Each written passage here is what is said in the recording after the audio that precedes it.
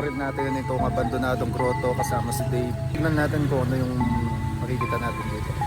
Yun guys, akitin na namin ni Dave. O mga nasa mahigit na taon na inabandonado ito at nilipat doon sa Bamban. So ayun.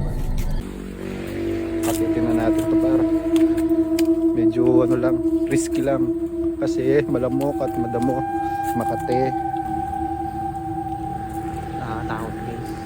Konting step lang to, di katulad doon sa Bamban Grotto, talagang 100 plus yung ano doon, yung step doon. Dito mga ano lang, mga siguro mga nasa 50 or 60 ganun.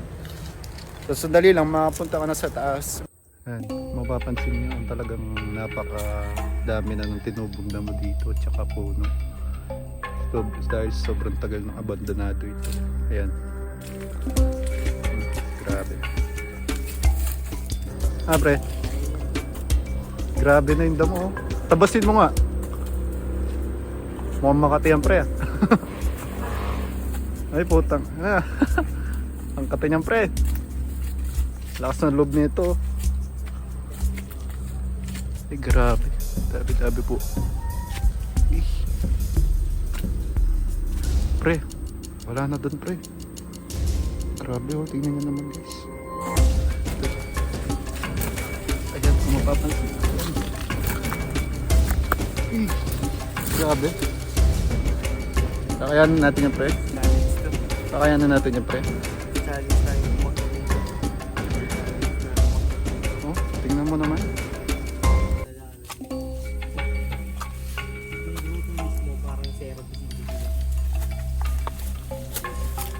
Grabe pre.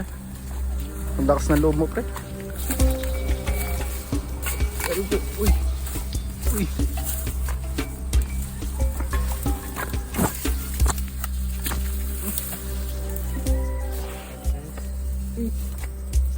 Dito na ba tayo pre? Ay gagi, meron pa pala doon. Malapit na. Grabe pre, nakakapagod. Uy. Grabe pre. Parang challenge na ganito. Magawa kami ng challenge ganito ni Borge. Para sa ito. So ito yung grotto guys. Ito na yung abandonado grotto. At ito nakit natin. Kung makikita nyo naman, di ba? Oh. Abandonado.